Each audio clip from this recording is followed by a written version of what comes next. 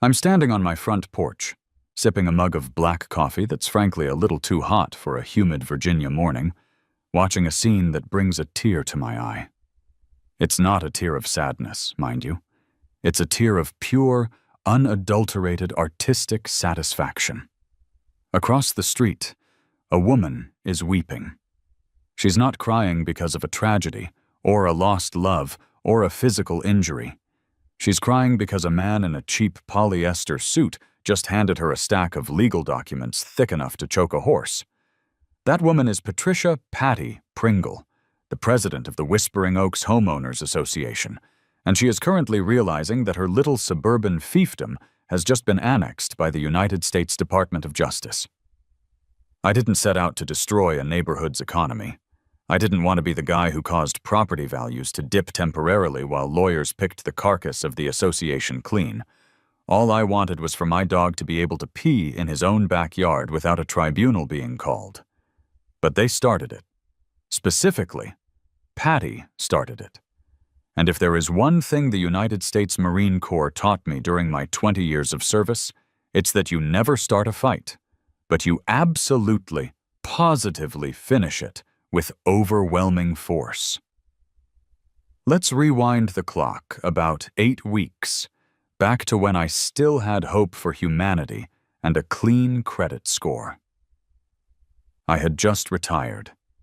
20 years of crawling through mud, eating MREs that tasted like cardboard and despair, and sleeping in places that would make a dumpster look like the Ritz-Carlton.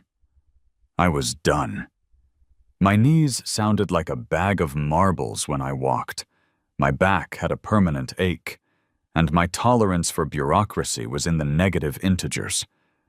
I had a nice pension, a bit of money saved up from some private contracting work I did post-service, and a desire for quiet. That's all I wanted. Quiet. So I bought a house in Whispering Oaks. On paper, it was perfect. It was a gated community in Northern Virginia, close enough to D.C. that I could get to the VA hospital if I needed to, but far enough out that I couldn't hear the highway. The brochure showed smiling families, manicured lawns that looked like they were cut with laser precision, and a sense of safety. It looked like the kind of place where nothing ever happened. That appealed to me. I was tired of things happening. I pulled up in the moving truck on a Tuesday. I didn't hire movers because I don't like people touching my stuff, and frankly, I need the exercise. Sitting in the passenger seat next to me was Atlas. Now, let me tell you about Atlas. Atlas is a Rottweiler, but calling Atlas a dog is like calling a tank a car. He is 110 pounds of muscle, big blocky head, and soulful brown eyes. To the uneducated observer, he looks like a creature bred to guard the gates of the underworld. To anyone who actually knows him, he is a medically necessary teddy bear. I have PTSD. I don't broadcast it. I don't wear a t-shirt about it, but it's there. Crowded spaces, sudden noises, people coming up behind me, it makes my brain short-circuit. Atlas is trained to handle that. He performs tasks like blocking, where he stands behind me in line to create personal space. He does room checks. He applies deep pressure therapy when my heart rate spikes. He is a legitimate, task-trained service animal under the Americans with Disabilities Act. He is also a good boy. The best boy. We pulled into the driveway. The house was nice. Brick front, 2 stories, big oak tree in the yard. I put the truck in park and looked at Atlas. "We made it, buddy," I said. "Civilization." Atlas yawned, a sound that started as a squeak and ended as a groan, and licked the dashboard. I hopped out of the cab and stretched. The neighborhood was silent. Eerie silent. It was 10 a.m. on a Tuesday, so most people were at work, but there wasn't even a bird chirping. It was like the air itself was under an NDA. I walked around to the back of the truck to open the ramp. I was wrestling with the latch, which was rusted and stubborn, when I heard the distinct sound of electric whining. It sounded like a golf cart. I turned around. Rolling silently down the street was a white golf cart with a flashing amber light on top. It stopped exactly parallel to my driveway. The driver didn't get out immediately. She sat there for a moment, adjusting the rearview mirror, checking her lipstick. She was a woman in her late 50s, wearing a floral blouse that was aggressively bright, white capri pants, and a visor. She had a clipboard.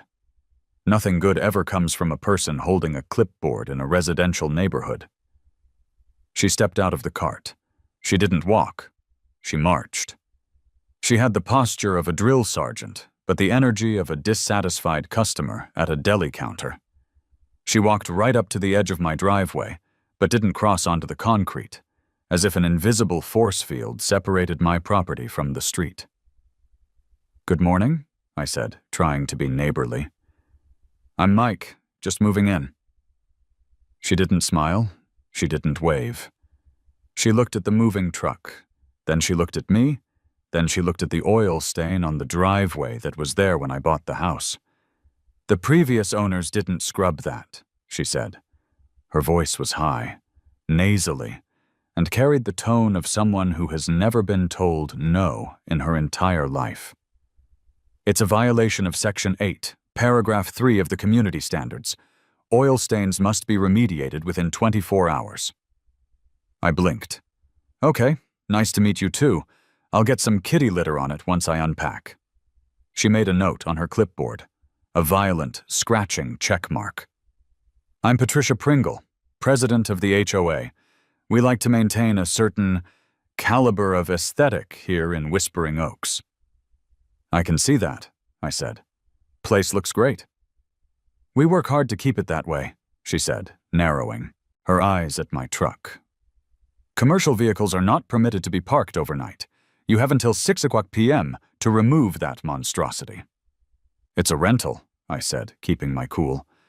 "I'm unloading it today. It'll be gone by dinner." "See that it is?" she said. She turned to leave. At that exact moment, Atlas decided he needed to stretch his legs. I had left the passenger door open. He jumped down. 110 pounds of black and tan dog landed on the pavement with a heavy thud. He shook himself, his collar jingling, and looked at Patty. He didn't bark. He didn't growl. He just looked at her with mild curiosity, probably wondering if she had any cheese in her pocket. Patty froze. Her eyes went wide. She actually gasped, clutching her clipboard to her chest like a shield. "What?"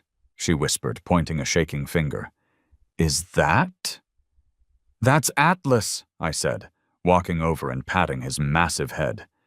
"He's my dog." "That is not a dog," Patty screeched. "That is a beast, a wolf." She took a step back, nearly tripping over her own feet. "We have strict rules. Strict! Bylaw 4.2 clearly states no dogs over 40 pounds, and absolutely no aggressive breeds. No pit bulls, no Dobermans, no Rottweilers." She practically spat the word Rottweiler like it was a curse word. "He's not aggressive," I said, my voice dropping an octave. This was the part I hated. Explaining my medical history to a stranger in floral print. "And the weight limit doesn't apply to him. Atlas is a service animal." Patty let out a laugh. It was a dry, hacking sound. "Oh, please, don't try that with me. Everyone tries that. Oh, it's my emotional support peacock. It's my anxiety iguana. We don't do that here. This isn't California. We follow the rules." "He's not an emotional support animal," I said firmly. "He is a task-trained service dog, required for a disability. He is protected under the ADA and the Fair Housing Act. Federal law overrides your bylaws, Ms. Pringle." Patty's face turned a shade of red that matched the stop sign on the corner. She stepped forward, encroaching on my driveway now. Listen to me, Buster. You might think you can waltz in here with your moving truck and your monster dog and quote laws at me, but you are mistaken. The Whispering Oaks Homeowners Association Handbook is a binding contract. You signed it at closing. I signed an acknowledgement of the covenants, I said. Those covenants cannot violate federal law. We'll see about that, she snapped. She pointed her pen at Atlas. That thing is a liability. It looks dangerous. Look at its jaws. If that animal is not gone by 5:00 p.m. today, I will have animal control here to seize it as a stray and a public nuisance, and I will fine you $500 per day for every day he remains on the premises. I felt the old familiar heat rising in my chest. It wasn't anger exactly. It was focus.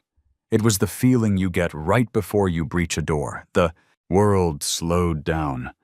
I looked at Patty. I looked at her stupid visor. I looked at her golf cart. Patty, I said, very quietly, do not call animal control. Do not fine me. I will send the management company my documentation this afternoon. It's a letter from my doctor and his vaccination records. That is all you are legally entitled to. Leave my dog alone. 5:00 p.m., she yelled, marching back to her cart. Or I call the police. She gunned the electric engine and sped off at a blistering top speed of 12 miles per hour. I stood there for a minute, watching her go. Atlas nudged my hand with his wet nose. I looked down at him. Well, buddy, I sighed, I think we found the enemy. I spent the rest of the day unloading boxes with a kind of mechanical fury. I put the couch in the living room. I set up my bed. I built the dog crate. Every time I walked out to the truck, I felt eyes on me. I looked around and saw curtains twitching in the windows of the neighbors' houses.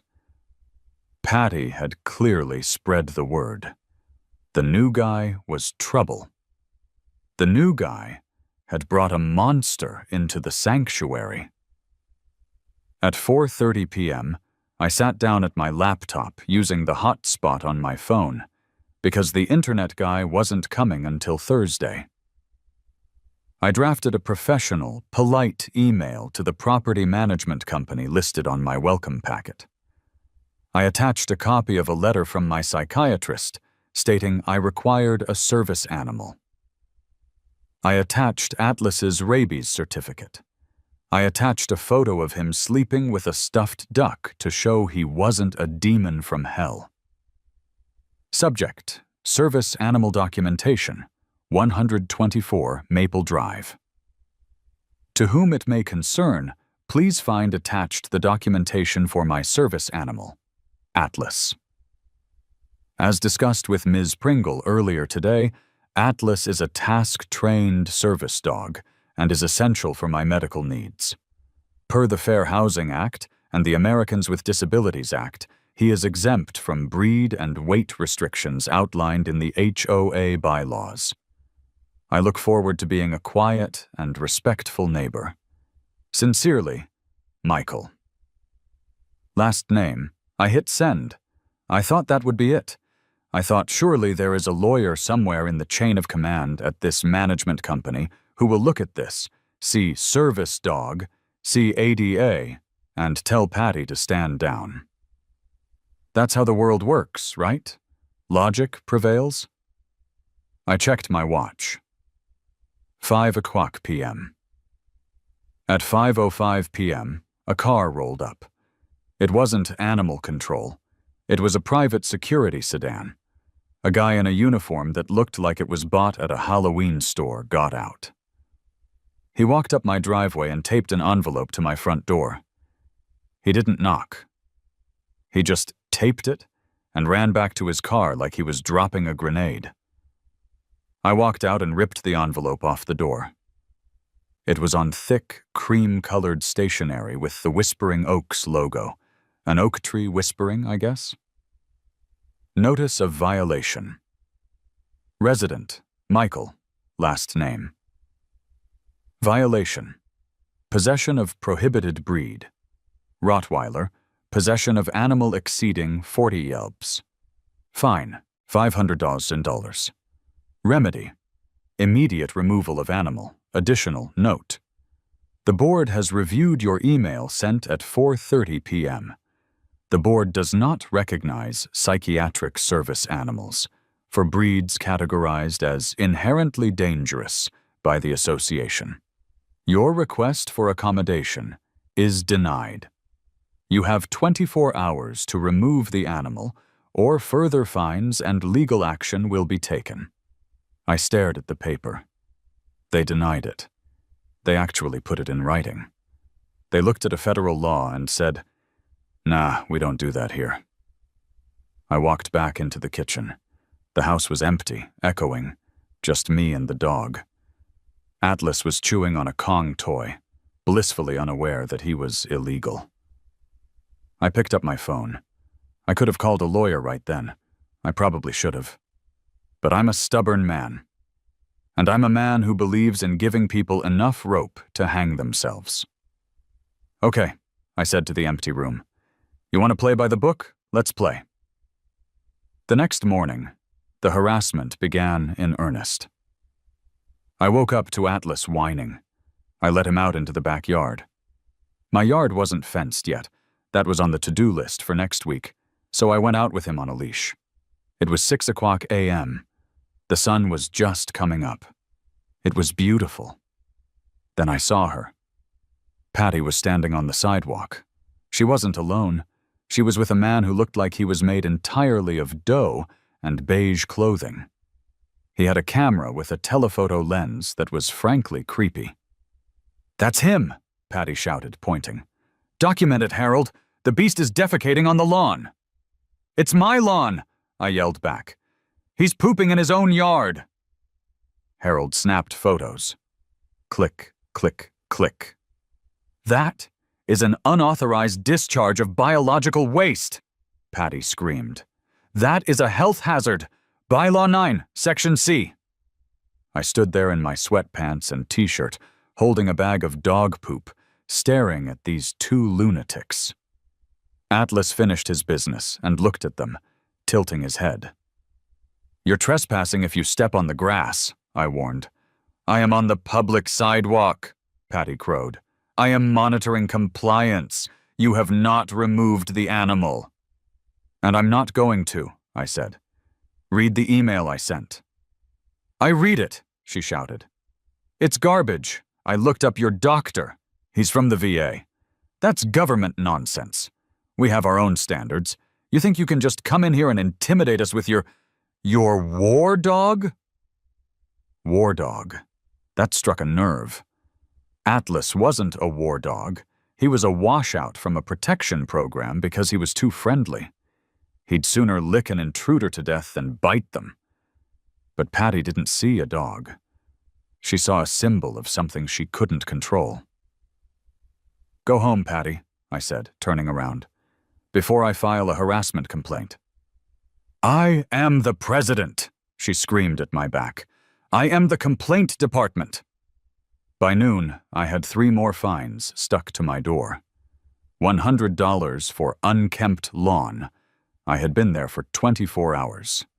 $200 for aggressive behavior towards a board member. I told her to go home. $500 for unauthorized livestock. Livestock? Really? I sat at my kitchen island looking at the mounting pile of paper. I realized that arguing with Patty was like wrestling a pig in the mud. You both get dirty, but the pig likes it. She enjoyed this. This was her hobby. She probably had a scrapbook of people she'd evicted. I needed a wall. I needed a physical barrier between me and the madness. And I needed it fast.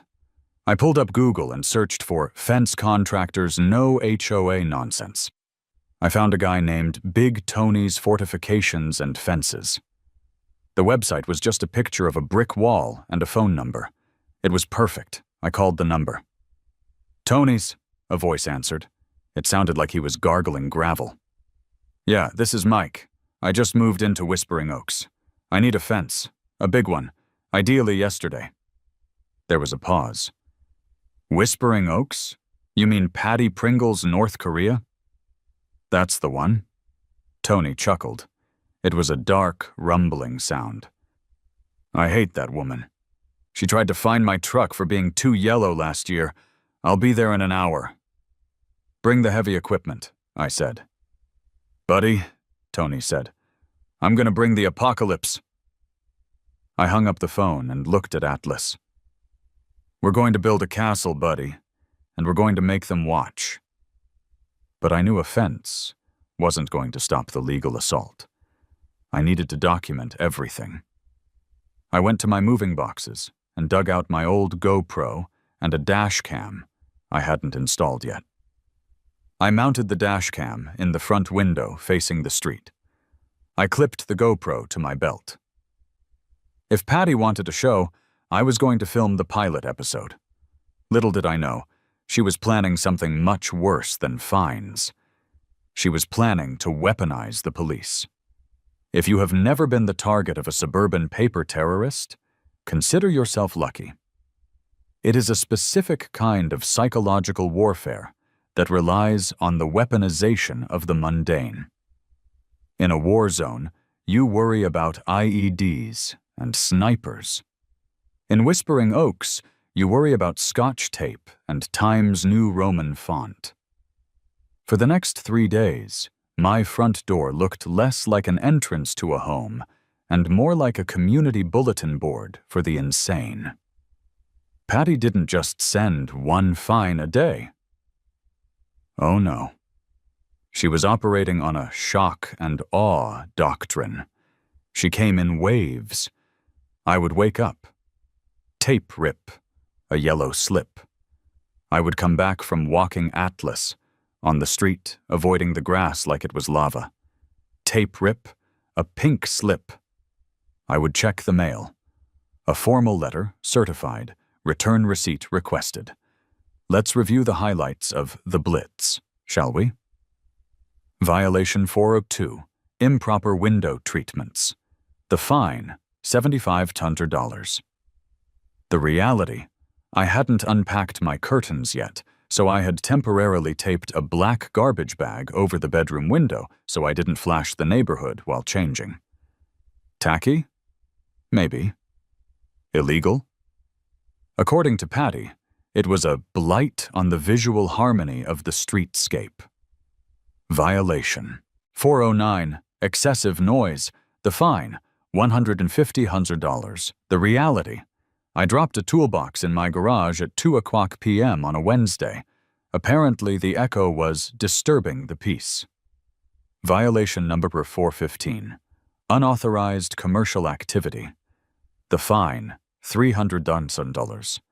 The reality, an Amazon delivery driver parked in front of my house for 30 seconds to drop off dog food. Patty claimed I was running a warehouse, but the pièce de résistance was the daily recurring fine for Atlas. Every morning, like clockwork, a $500 ticket for prohibited dangerous animal appeared. By Friday, according to the Whispering Oaks accounting department, which I strongly suspected was just Patty and a solar-powered calculator, I owed the association nearly $4,000. I didn't pay a dime. Instead, I went to Office Depot. I bought a 3-ring binder, a 3-hole punch, and a pack of dividers. I labeled the binder the Patty file. Every ticket, every letter, every grainy photo she took of me was punched, filed, and dated. I wasn't just hoarding trash. I was building a discovery file for a lawsuit I hadn't even filed yet. But paper wasn't going to keep Patty's eyes off my property. I needed physical cover. I needed Big Tony. Big Tony rolled up on Saturday morning. You know how some people look like their dogs? Tony looked like his truck. He drove a Ford F-350 with dual rear wheels, a lift kit, and a bumper that could probably breach the Pentagon. The truck was a violently bright shade of yellow, like safety vest yellow. Tony himself was about 6'4", shaped like a vending machine, with forearms the size of my thighs. He stepped out of the truck, hiked up his tool belt, and spat a sunflower seed onto the asphalt. He looked at my house.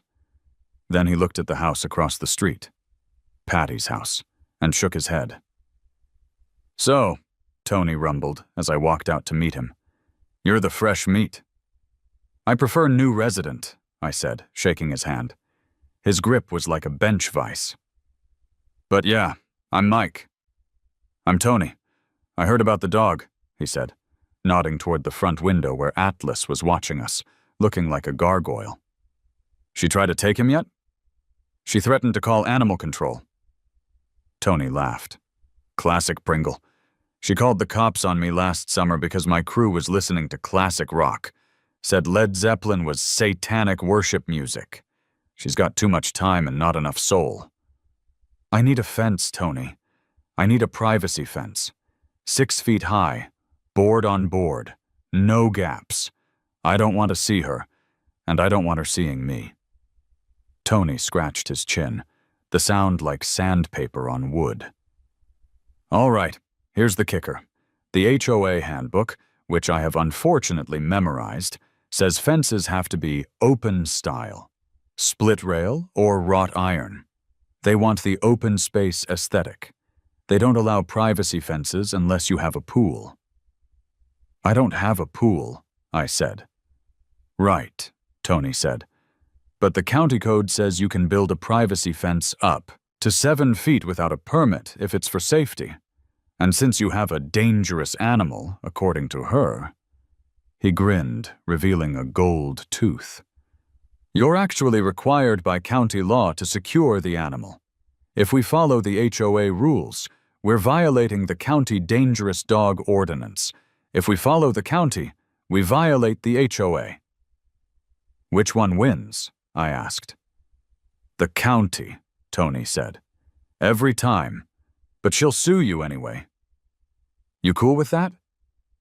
"Tony," I said, "I'm counting on it." "I like you, Mike," Tony said. He walked back to his truck and pulled out a sledgehammer. "Let's make some noise." Construction began immediately. And when I say Big Tony brought the apocalypse, I wasn't kidding.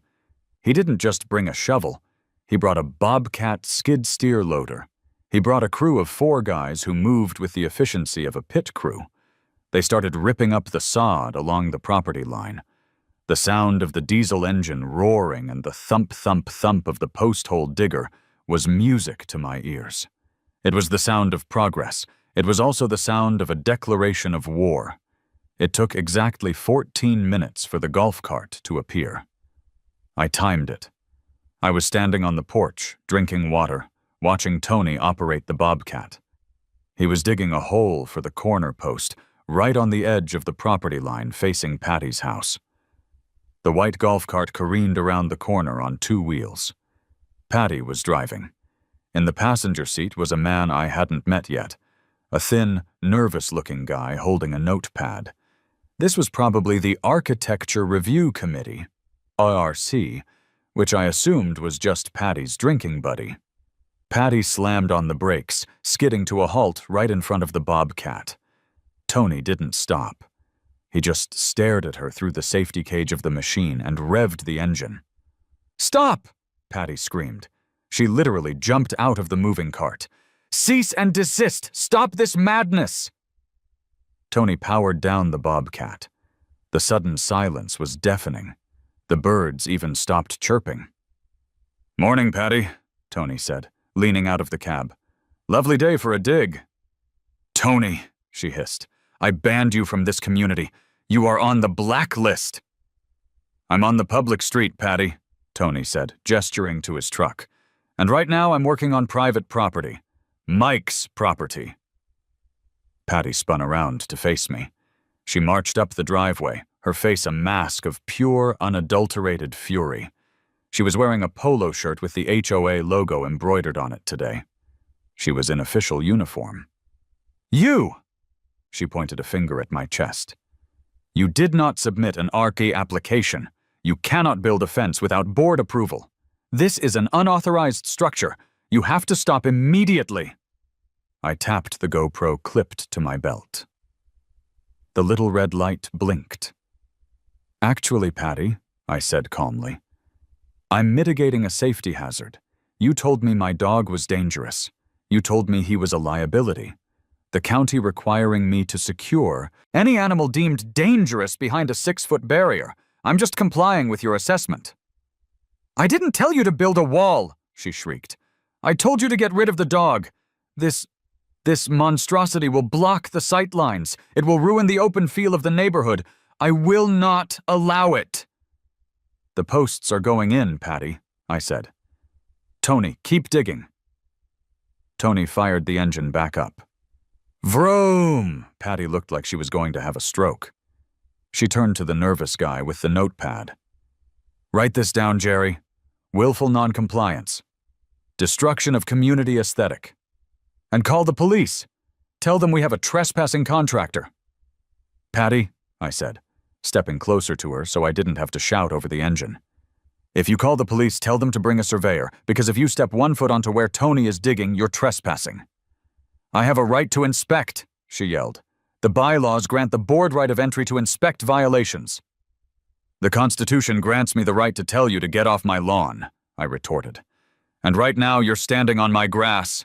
Get off. She stared at me. For a second, I thought she was going to swing at me. Her hands were balled into fists at her sides. She was shaking. This was a woman who had likely never been told what to do in 20 years. She was the queen of this anthill, and I was pouring boiling water down the entrance. You will regret this, she whispered. It was actually scarier than the screaming. I will put a lien on this house so fast your head will spin. You will never be able to sell. You will be buried in legal fees. I will bankrupt you, you arrogant little man. I smiled, a genuine, happy smile. Did you catch that, camera? I asked, looking down at my chest. Patty's eyes flicked to the GoPro. She realized she'd just threatened me. She stiffened, straightened her polo shirt, and turned on her heel. Come on, Jerry, she snapped. We have paperwork to file. They retreated to the golf cart and drove off. She's a charmer, ain't she? Tony yelled over the engine. She's a national treasure, I said. Bury those posts deep, Tony. I want this fence to survive a nuclear blast. Boss, Tony said, I'm using enough concrete to anchor a battleship. This fence ain't going nowhere. By the end of the day, the posts were set. It looked like Stonehenge in my backyard. A perimeter of pressure-treated 4x4s standing silent vigil. The fence wasn't finished. The pickets needed to go up the next day, but the boundary was drawn. That night, I sat on my back porch with Atlas. The yard was a mess of dirt and construction debris, but for the first time, it felt like mine. We're digging in, buddy, I told him. Atlas leaned against my leg, his heavy weight grounding me. I checked my email. There was already a notification from the HOA portal. Emergency board meeting agenda. Sanctions against 124 Maple Drive. They weren't wasting time. Neither was I. I spent the evening uploading the day's footage to the cloud. I backed it up on 2 hard drives. I labeled the folder Patty's Meltdown. I was feeling good. I was feeling like I had won the skirmish, but I made a rookie mistake. I underestimated the enemy. I assumed Patty would stick to fines and threats. I assumed she had a line she wouldn't cross. I was wrong. The next day was Sunday. Tony's crew wasn't working. It was quiet. I decided to take Atlas for a walk around the block. I put on his service vest, the red one that says Service Dog, Do Not Pet in big white letters. I clipped on his heavy-duty leather leash. We walked out the front door. The neighborhood was alive. People were washing cars, kids were riding bikes. As we walked down the sidewalk, the activity stopped. People stared. It was like the scene in a western where the gunslinger walks into the saloon. I kept my head up, looking straight ahead. Heel, I whispered. Atlas was glued to my left leg, his movement synchronized with mine. He was perfect. We rounded the corner near the community park. That's when I saw her. Patty was watering a flower bed near the terrifying "Welcome to Whispering Oaks" sign. She saw us coming. She didn't retreat. She didn't glare. She put down the hose. She wiped her hands on her pants, and she stepped directly onto the narrow sidewalk, blocking our path. She stood there, arms crossed, waiting. I had two choices. I could walk onto the street to go around her, or I could stop. I stopped about 10 feet away. "Excuse me," I said. "Please move." "This is a private sidewalk," she said, "for residents in good standing. You are not in good standing. I own a house here. I'm a resident. Move." "Make me," she said. It was such a childish taunt that it took me a moment to process it. She was baiting me. She wanted me to get angry. She wanted me to yell. Or better yet, she wanted the dog to react. I tightened my grip on the leash. "Atlas, sit." Atlas sat. He looked at Patty. He let out a huff. "See?" she said, her voice rising so the neighbors could hear. "It's aggressive. It's staring me down. I feel threatened." "He's sitting, Patty. He's doing literally nothing." "He's a killer," she shouted. "I can see it in his eyes." And then she did the unthinkable. She lunged. She threw herself forward, not at me, but at the space between us. She flailed her arms, let out a scream that sounded like a banshee caught in a wood chipper, and threw herself onto the manicured grass next to the sidewalk. "Help!" she screamed. "Help me! It attacked me! The dog attacked me!" I stood there, frozen in sheer disbelief. Atlas hadn't moved. He hadn't even flinched. He was just watching this woman roll around on the grass, clutching her ankle. "Help! He bit me! Call 911!" Doors opened. People came running. A mom with a stroller froze. A guy washing his car dropped his sponge and ran over. "Oh my God, Patty!" The guy yelled. "Are you okay?" "He set the dog on me," Patty sobbed, squeezing out fake tears. "He told it to kill me."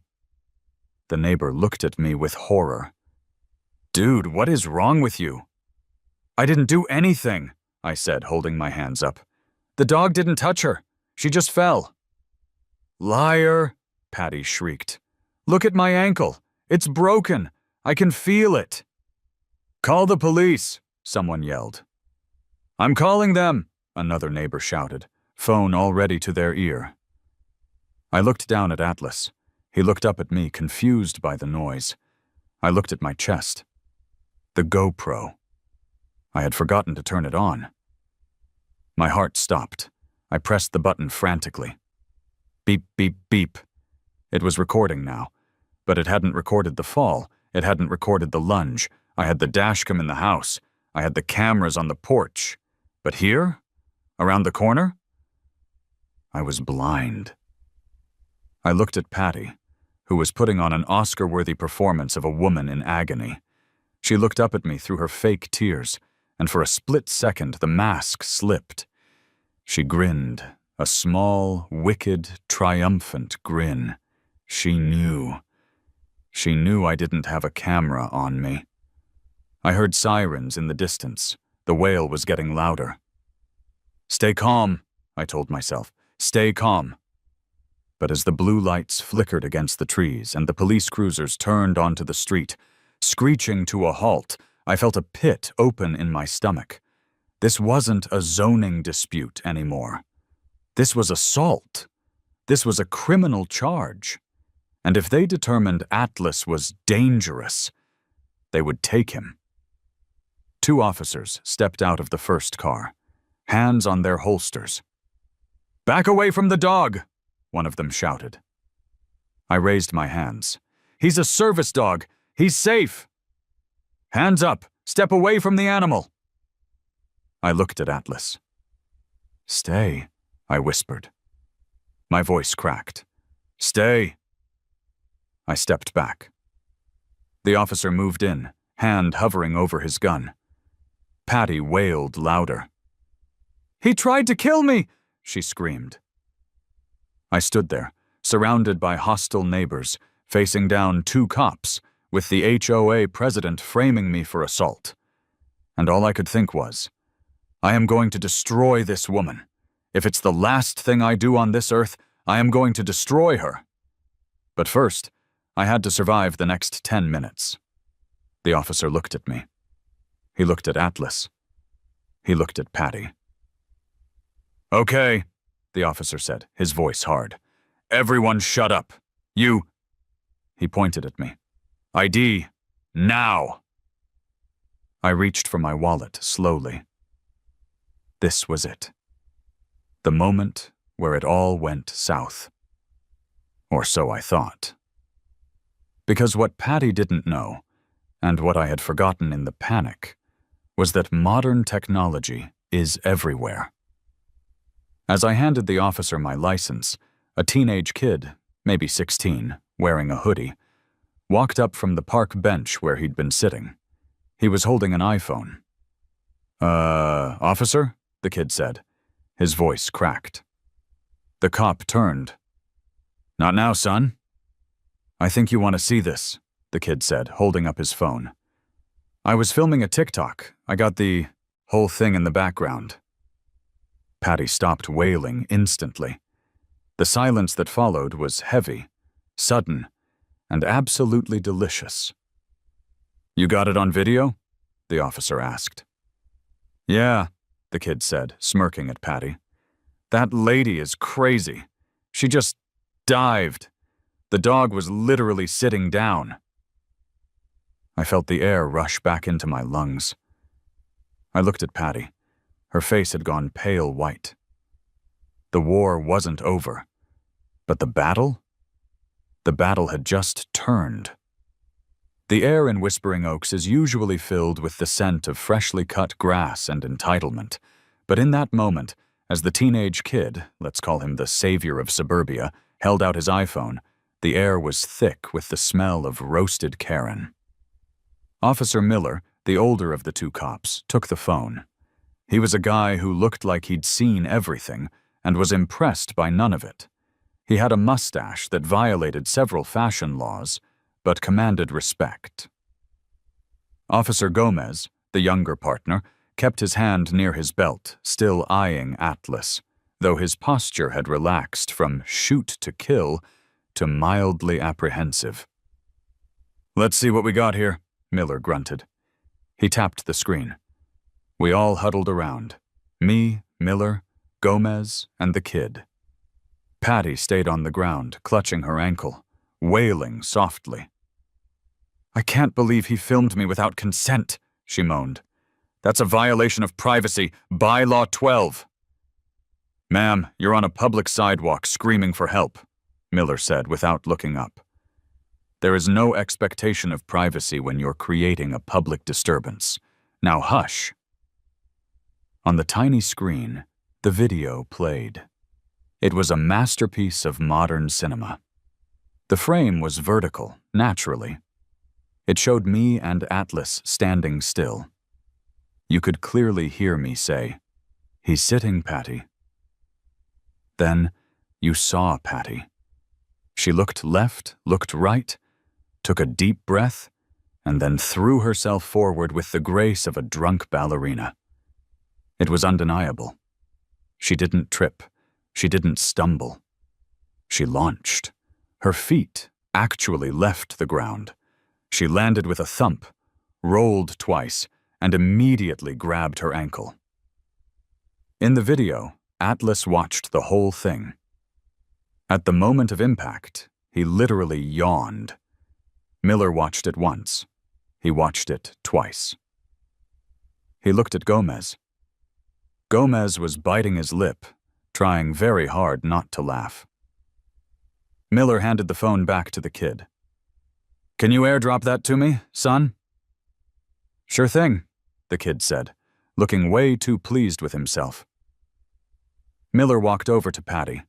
She was still on the ground, but the wailing had stopped. She was looking at him with big, hopeful eyes. "Officer," she said, her voice trembling. "You saw it? You saw the beast lunge?" "Ms. Pringle," Miller said, his voice flat. "Get up." I can't. My ankle. It's shattered." "Your ankle is fine," Miller said. "And if you don't stand up in the next 5 seconds, I'm going to have to make a very difficult decision about whether to charge you with filing a false police report." The color drained from Patty's face so fast, I thought she was going to faint for real. "Excuse me." "I saw the video," Miller said, looming over her. "The dog didn't move. You dove. That's a Class 1 misdemeanor in the Commonwealth of Virginia. False report of a crime. Up to 12 months in jail and a $2,500 fine." Patty's mouth opened and closed like a goldfish.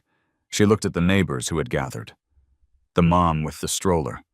The guy with the car sponge. They were all staring at her.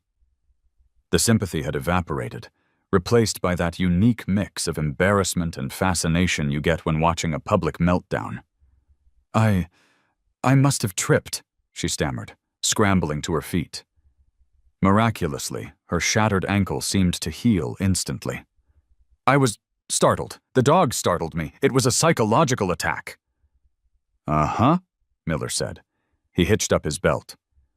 "Here's what's going to happen. You're going to go home. You're going to leave this gentleman and his dog alone. If we get called out here again, and I find out you're harassing him, you're taking a ride in the back of my car. Do we understand each other?" Patty straightened her polo shirt. She tried to summon some of her old authority, but it was like trying to inflate a popped tire. "This isn't over. The HOA has its own tribunal. We don't need police to enforce community standards. If your community standards involve faking assaults, you might want to rethink them," Gomez added, finally speaking up. Patty glared at me. If looks could kill, I'd be a pile of ash. "You think you're smart," she hissed. "But you just made an enemy of the entire board." "Walk away, Patty," Miller warned. She turned and limped away. Fake limping, I noted. Back toward her house. The crowd parted for her like she was radioactive. The guy with the car sponge walked up to me. "Hey man, sorry I yelled at you. I really thought she was hurt." "It's okay," I said, my heart rate finally starting to drop. "She's good at what she does." "She's a menace," the guy whispered. "She fined me for having the wrong color mulch last week. Just watch your back." I nodded and turned to the kid. "What's your name?" "Tyler," he said, spinning his phone in his hand. "Tyler, you just saved my life. Seriously. If you hadn't been here—" I trailed off. I didn't want to think about what would have happened. "No worries," Tyler shrugged. "She yelled at me for skateboarding on my own driveway yesterday. Said the wheels were damaging the asphalt aesthetic. She sucks." "Can you send that video to me too?" I asked. "Already did," he grinned. "And I posted it to the neighborhood Facebook group. It's got like 50 comments already." I laughed. It was a nervous, jagged sound. "You're a legend, Tyler." The cops gave me a nod. "Nice dog," Miller said, looking at Atlas. "My brother has a Roddy. Big babies." "The biggest," I agreed. They got back in their cruiser and drove off. I stood there on the sidewalk, the adrenaline crash hitting me like a physical weight. My hands started to shake. I looked down at Atlas. He nudged my knee. "Let's go home, buddy," I whispered. We walked back to the house. The fence posts stood like sentinels in the backyard. I went inside, locked the door, and sat on the floor with my back against it. I pulled Atlas into a hug. He tolerated it, licking my ear. I had won the battle. The police were on my side. The neighbors knew she was a liar. But I knew Patty Pringle. I had met officers like her in the military, the ones who cared more about shiny boots than the safety of their platoon. They don't stop when they're wrong. They double down. They scorch the earth. I was right. The escalation didn't take days. It took hours. By that evening, the email arrived. It was sent to the entire community mailing list, but the subject line made it clear who it was really for. Urgent. Emergency board meeting. Date, tomorrow, 7:00 p.m. Location, the clubhouse. Agenda, discussion of immediate removal of dangerous residents and review of legal enforcement options regarding 124 Maple Drive. She wasn't hiding it anymore. She was calling a public execution. I clicked on the attachment. It was a formal agenda. Item 1. Review of incident on 5/15. Discussion of aggressive behavior by resident Michael. Last name. Item 2. Vote to levy maximum fines, $100 per day, retroactive to move in. Item 3. Vote to initiate foreclosure proceedings for unpaid fines and violation of restrictive covenants. Item 4. Discussion of ban on aggressive breeds, with 0 exceptions. Foreclosure. She was going to try to take my house. I sat there, staring at the screen. My blood ran cold. Can an HOA actually foreclose on your house because they don't like your dog? I did what any rational person would do. I spent 4 hours on Google. The answer was a terrifying maybe. In Virginia, HOAs have a lot of power.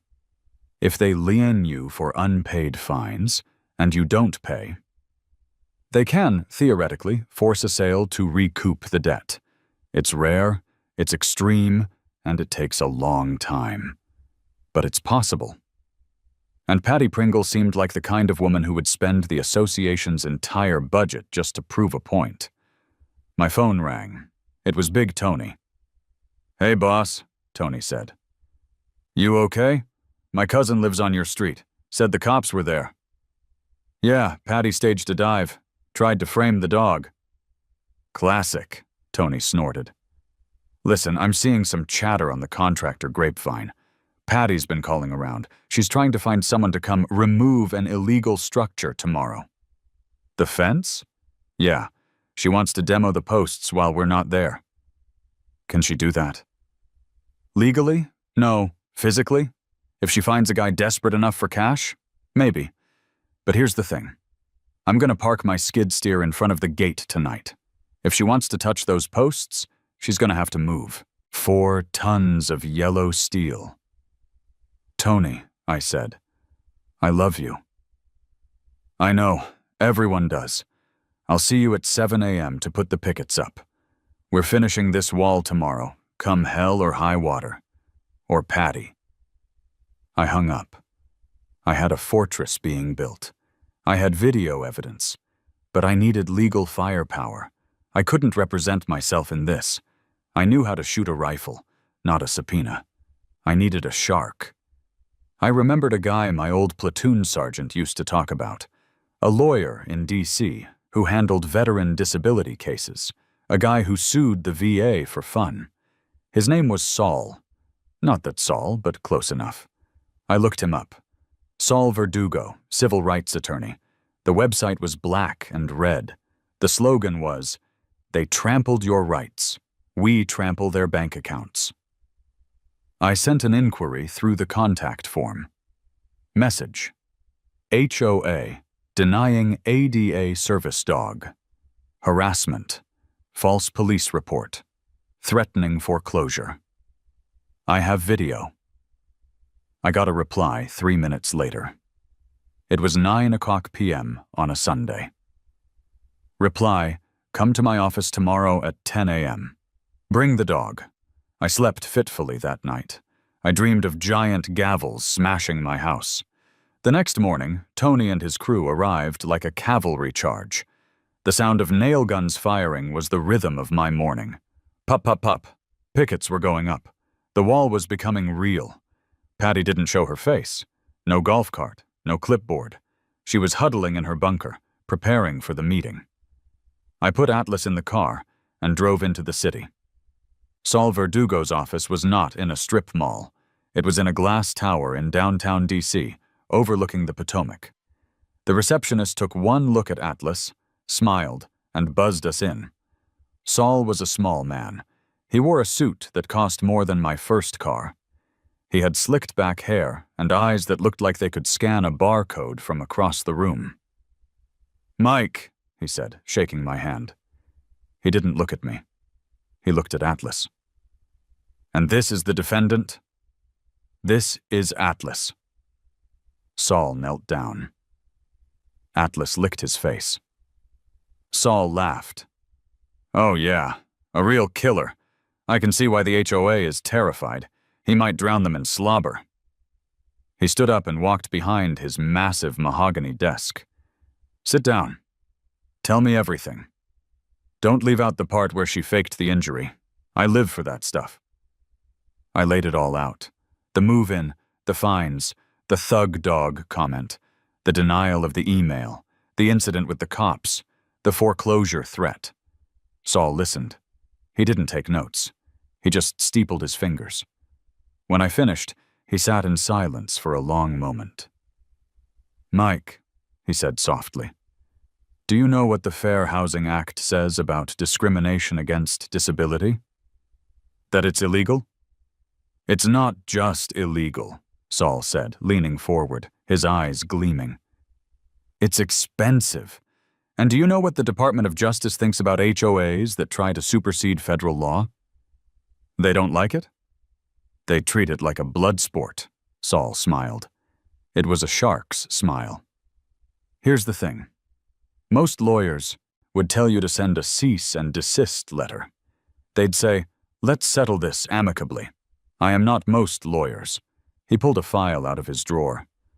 "They put it in writing," Saul said, tapping the printout of the email I had forwarded him. "They explicitly stated they do not recognize the ADA. That is a confession. That is a smoking gun. That is beautiful." "So what do we do?" I asked. "Do we sue them?" "Not yet," Saul said. "We let them hang themselves. Tonight is the meeting?" "Yeah. 7:00 p.m. "Go," Saul said. "Do not speak. Do not argue. Let them say everything they want to say. Let them vote. Let them put it in the minutes. If they vote to foreclose, even better. If they vote to evict the dog, perfect." "Why?" "Because," Saul said, "damages are calculated based on harm. The more they harass you, the more they try to take from you, the bigger the check they have to write at the end. We want them to feel invincible.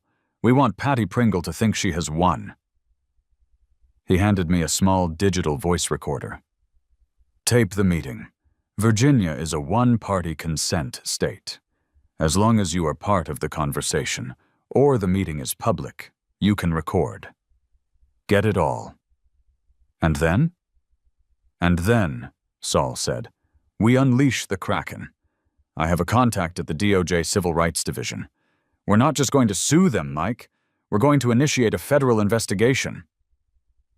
I took the recorder. "You want me to be a punching bag tonight?" "I want you to be a sponge," Saul corrected. "Soak it up. Every insult.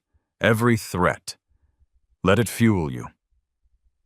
I drove back to Whispering Oaks, feeling a strange sense of calm. The fence was finished when I got home. It was a beautiful 7-foot wall of cedar. I couldn't see Patty's house.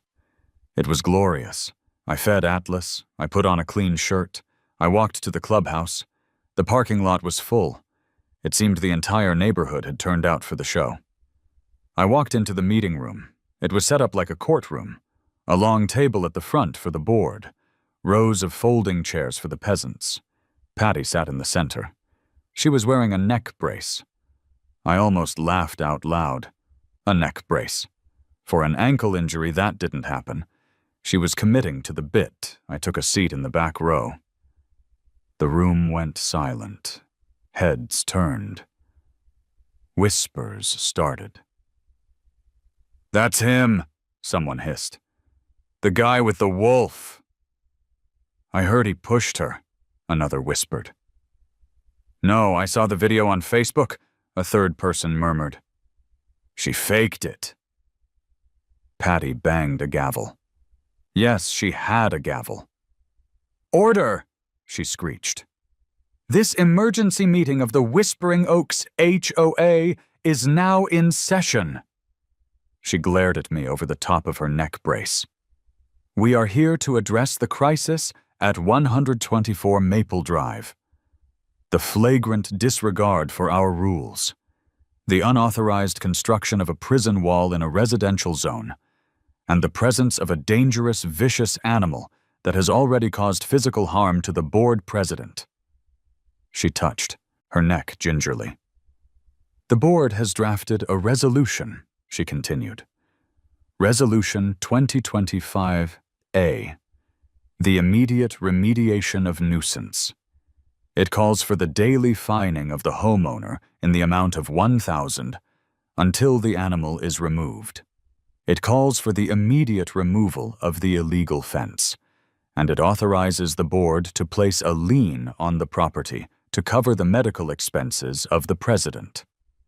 She looked at the other 4 board members. They looked nervous. One of them, a guy named Jerry, looked like he wanted to be literally anywhere else. "Patty," Jerry said quietly, "are we sure about the medical expenses? I mean, the video was doctored," Patty snapped. "I have a doctor's note. I have whiplash." "Is there any discussion?" Patty asked, looking at the audience. I sat there. I felt the recorder buzzing in my pocket. Let them hang themselves. "I have a comment." A woman in the front row stood up. It was the woman from the golf cart, Patty's friend. "I don't feel safe. That dog is huge. What if it eats a child? We have to protect our property values." "Exactly," Patty said. "We are protecting the community. All in favor of Resolution 2025A?" 3 hands went up immediately. Patty and 2 cronies. Jerry hesitated. He looked at me. He looked at Patty. "Jerry!" Patty barked. Jerry slowly raised his hand. "The motion passes unanimously," Patty declared, slamming the gavel. She looked directly at me. A smile crept across her face, creepy and triumphant. "Mr. Last Name," she said, "you have received your notice. You have 24 hours to remove the animal. If you do not, we will begin legal proceedings to foreclose on your home to pay your debts to this association. Do you have anything to say?" I stood up. The room held its breath. I looked at Patty. I looked at the board. I looked at the terrified neighbors. "No, Patty," I said calmly. "I think you've said enough." I turned and walked out. "That's right. Run away," she shouted after me. "You can't win! The HOA always wins!" I walked out into the cool night air. I pulled the recorder out of my pocket and pressed stop. The HOA always wins. "Not this time," I muttered. I called Saul. "They did it," I said. "They voted to fine, to remove the fence, and to foreclose, and she's claiming medical expenses for whiplash." "Whiplash," Saul chuckled. "From a fall where she landed on her ankle. Brilliant. Mike, go get a good night's sleep. Tomorrow morning we file." "File the lawsuit?" "No," Saul said. "Tomorrow morning I call the DOJ. We're going nuclear." The sun rose on Monday morning over Whispering Oaks, illuminating the dew on the grass and the fresh, bright yellow notice taped to my front door. It was a notice of hearing for foreclosure proceedings. Patty Pringle didn't sleep. She didn't rest. She was fueled by the dark energy of bureaucratic malice. The notice stated that a compliance hearing was scheduled for Thursday evening. This was the formal step required by Virginia law before they could legally put a lien on my house and start the foreclosure process. It was a kangaroo court, a formality where they would nod, pretend to listen, and then drop the guillotine. I took a picture of the notice and texted it to Saul. Me. They're moving fast. Hearing is Thursday. Saul. Good. Don't reply. Just show up. Come to my office first. I spent the next 3 days in a state of zen-like calm. It's a trick I learned in the service. When you know the airstrike is coming, you don't panic. You just make sure your coordinates are correct. Big Tony finished the fence on Tuesday. It was a masterpiece. 7 feet of solid red cedar, capped with a lattice that was technically decorative, but really just added another 6 inches of height. The gate was reinforced with steel. When Tony latched it shut, the thunk sounded like a bank vault closing. She's been driving by every hour, Tony told me as he packed up his truck. Slowing down, taking pictures. She's staring at the wood like she's trying to set it on fire with her mind. Let her stare, I said, handing Tony a check. She can't see inside anymore. You be careful, Mike, Tony said, looking serious for the first time. I've seen these HOA people ruin lives. They've got nothing better to do. You have a job? A life? They don't. This is their life. They will outweight you.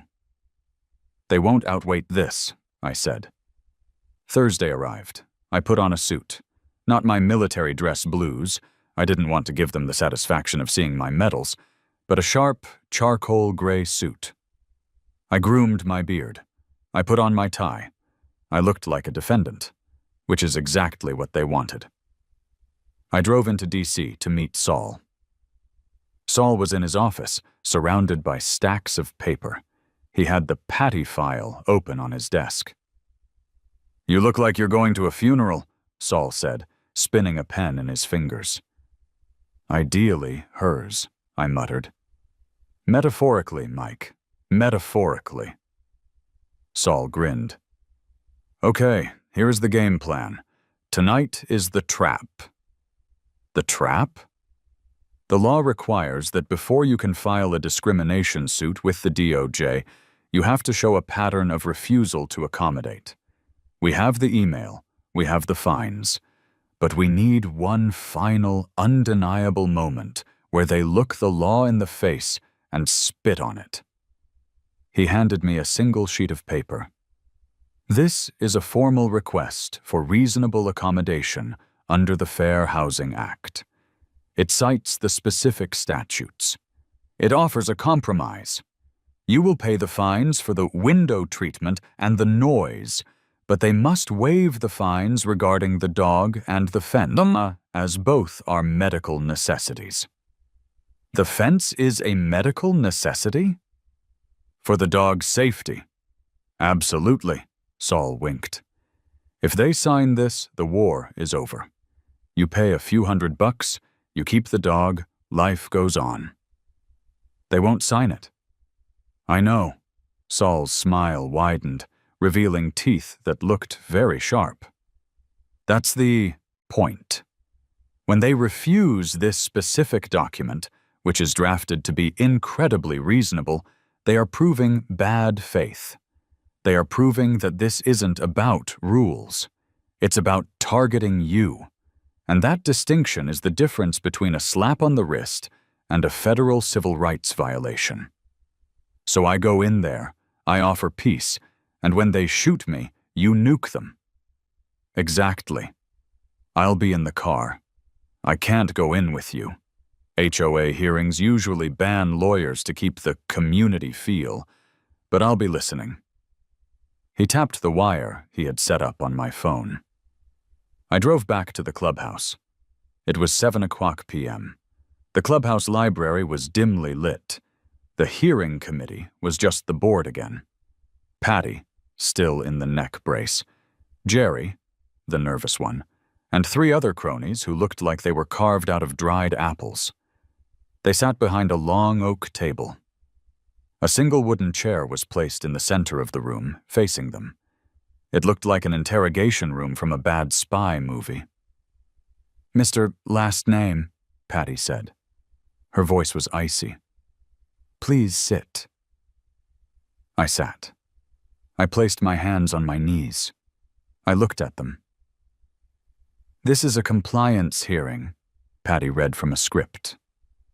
"You have been charged with multiple violations of the master deed and bylaws, specifically the harboring of a dangerous animal, the construction of an unapproved structure, and failure to pay assessments totaling," she checked a calculator, $4,800. She looked up. "Do you dispute these charges?" "I dispute the validity of the charges regarding the service animal and the fence," I said calmly.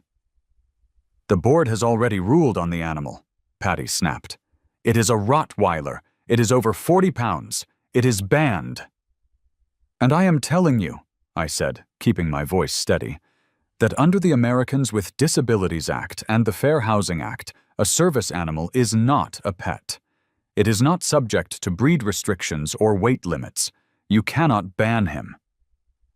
"We can do whatever we want," the man to Patty's right said. His name was Bob. He wore a sweater vest and looked like he hated fun. "This is a private corporation. We have a contract."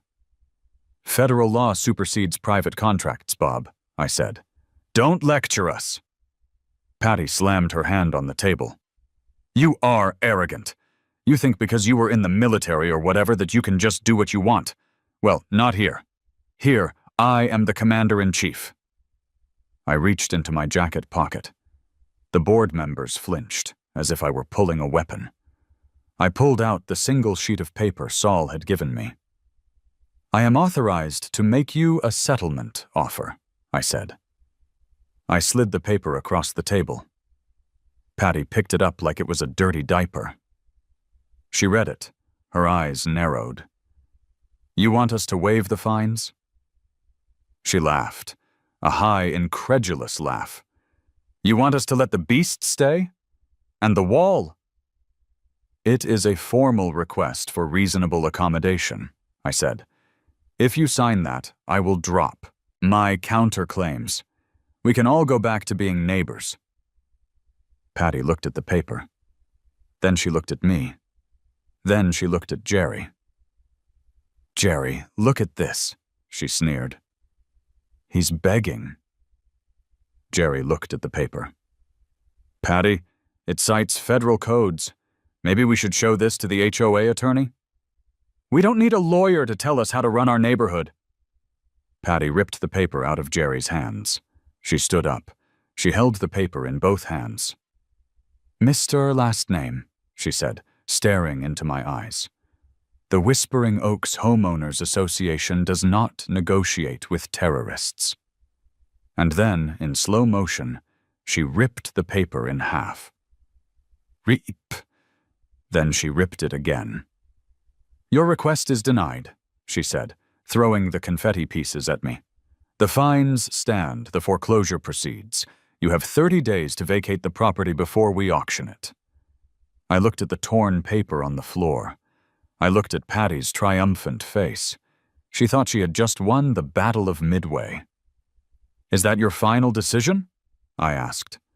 "For the record?" "For the record," she hissed. "Get out. And take your monster with you." I stood up. I didn't say a word. I turned around and walked out of the library. I walked out to the parking lot where Saul's black sedan was waiting. I got in the passenger seat. Saul was wearing headphones. He took them off slowly. His face was a mixture of shock and pure, unadulterated joy. "Did she?" Saul whispered. "Did she actually say, 'We don't negotiate with terrorists,' while ripping up a federal housing document?" "She did," I said. Saul let out a breath. "That was poetic. That was the stupidest thing I have ever heard a human being say on tape." He pulled out his phone. "Okay, Mike, go home. Hug your dog. I'm making a call." "Who are you calling?" "The Department of Justice. Civil Rights Division, Saul said, dialing a number. I used to date the assistant deputy chief. She owes me a favor and she hates HOAs. I went home. I felt a strange weightlessness. The hammer had dropped. Now we just had to wait for the explosion. But Patty wasn't done. Of course she wasn't done. The next morning, Friday, I woke up to the sound of a chainsaw. I jumped out of bed, threw on shorts, and ran to the back window. There were 3 men in the alleyway behind my house, the easement that ran between my property and the next street. They were wearing reflective vests, but they weren't utility workers. They looked like day laborers. One of them had a chainsaw. He was cutting into my fence. "Hey!" I roared, throwing the back door open. Atlas barked, a deep, booming sound that shook the windows. I sprinted across the yard. The guy with the chainsaw stopped, looking startled. The saw was idling. He had already cut a jagged gash into the beautiful cedar wood. Patty was standing safely behind them, on the public easement. "Keep cutting," she screamed at the men. "It's an illegal structure on an easement. Cut it down." "Get sawed." "Away from my fence!" I yelled, reaching the wall.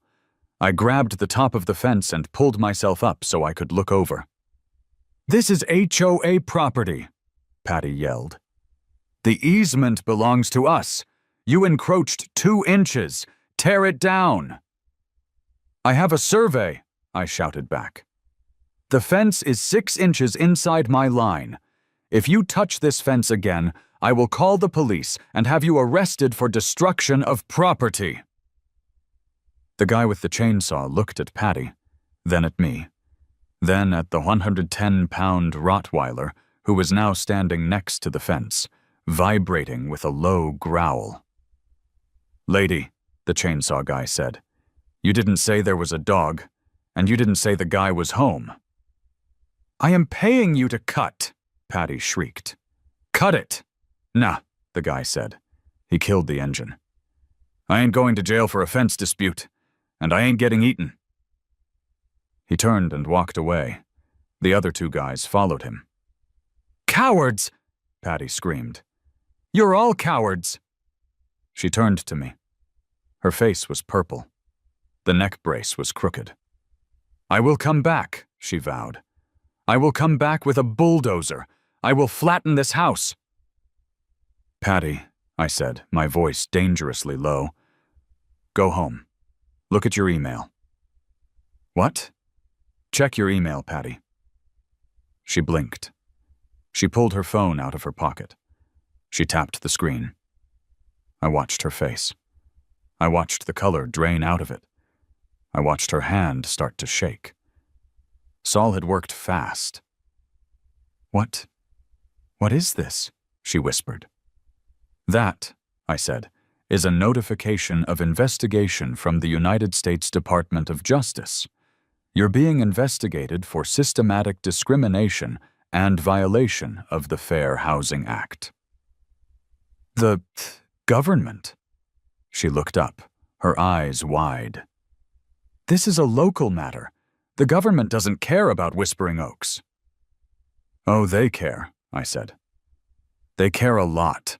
You're not fighting me anymore, Patty. You're fighting the United States of America." She stared at her phone.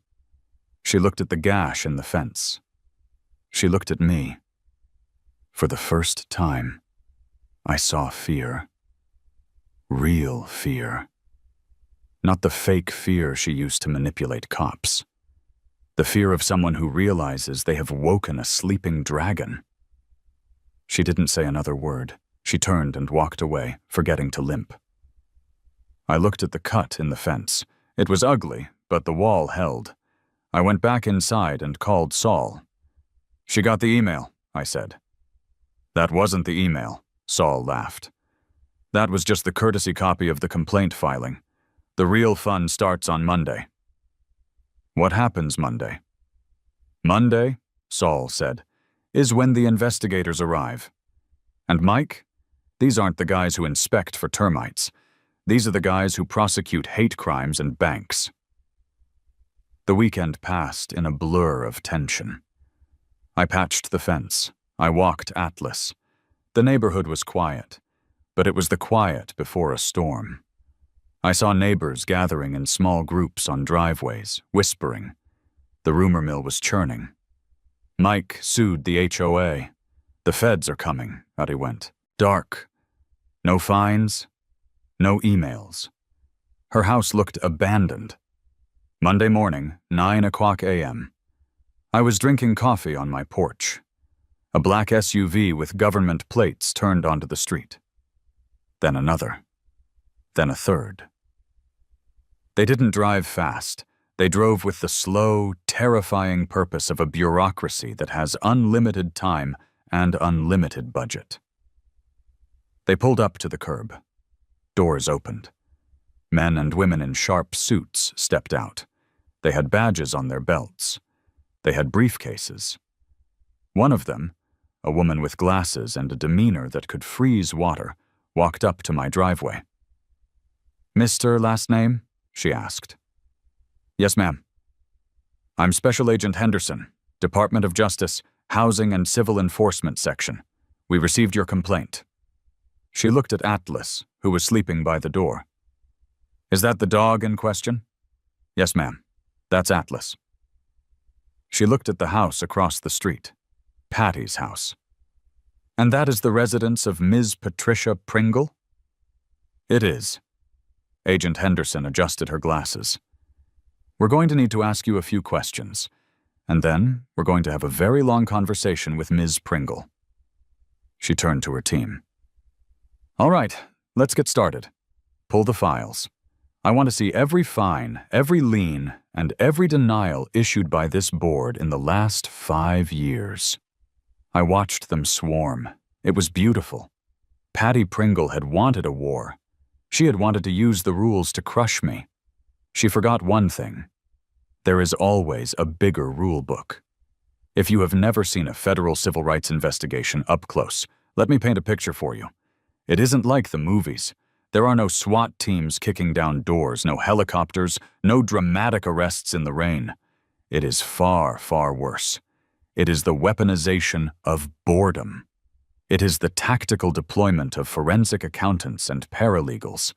It is a slow, grinding machine that consumes paper and spits out ruin.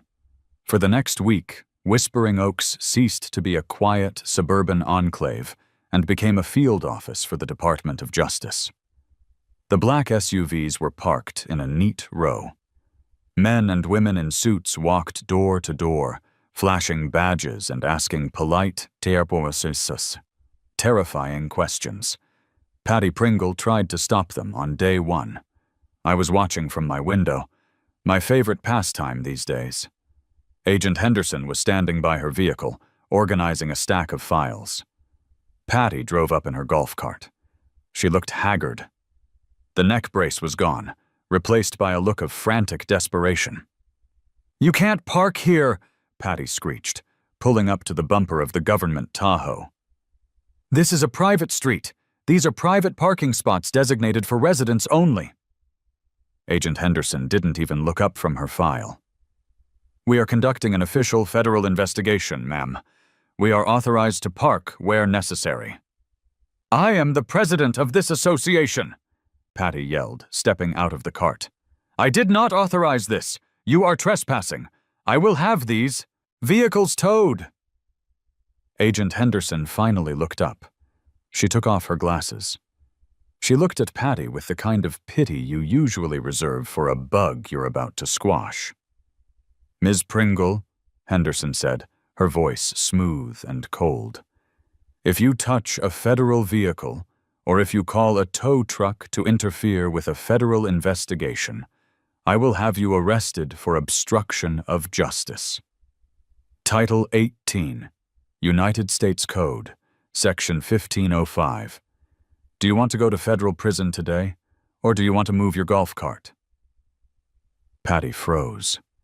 Her mouth opened, but no sound came out. She looked at the badge on Henderson's belt. She looked at the other agents who had stopped what they were doing to watch. She got back in her golf cart. She put it in reverse. She backed away slowly, defeated.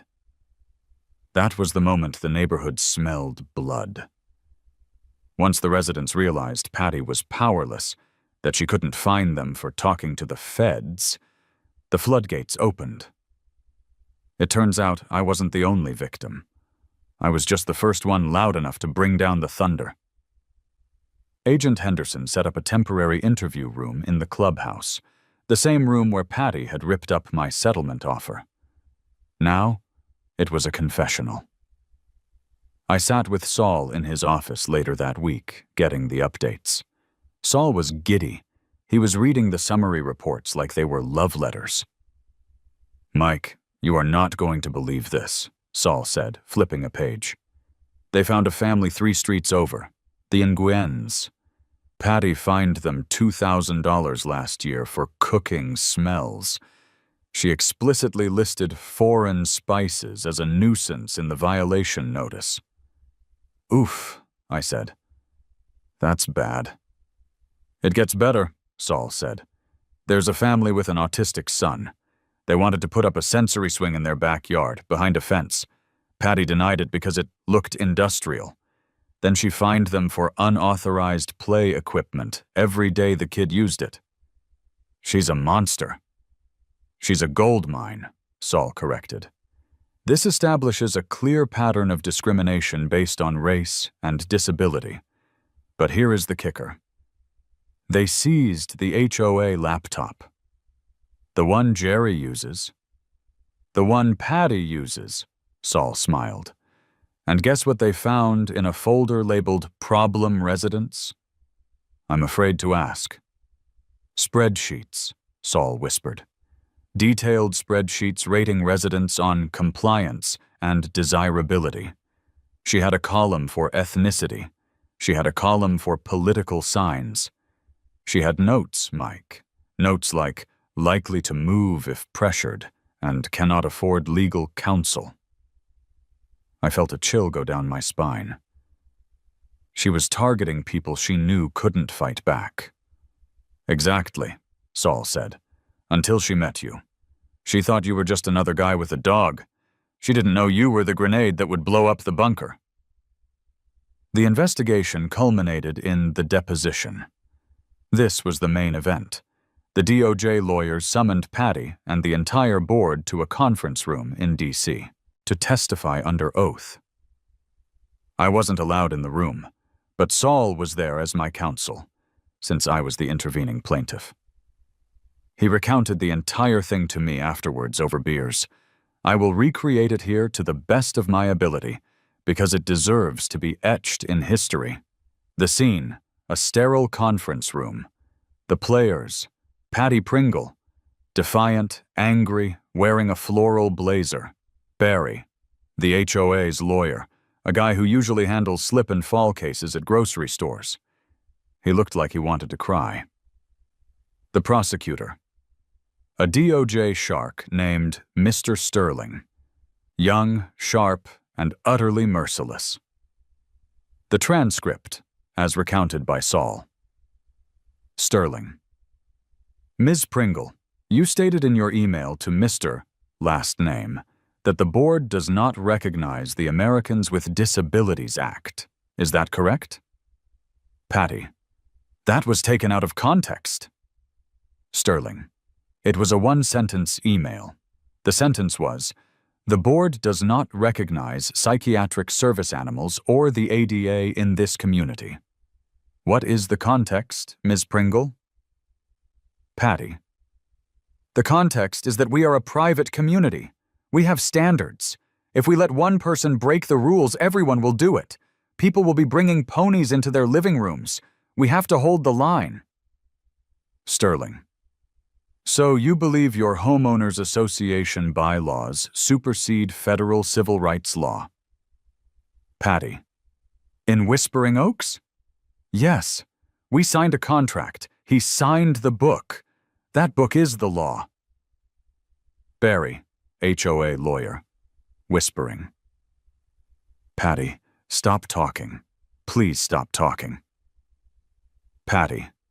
"No, Barry. He needs to understand. This isn't just a neighborhood, it's a lifestyle. And that man is a disruptor. He brought a war dog into a family community. He built a spite fence. Sterling, let's talk about the fence. You hired 3 laborers to destroy a fence on private property without a court order. Is that correct? Patty, it was on the easement. Sterling, we have the survey. It was not.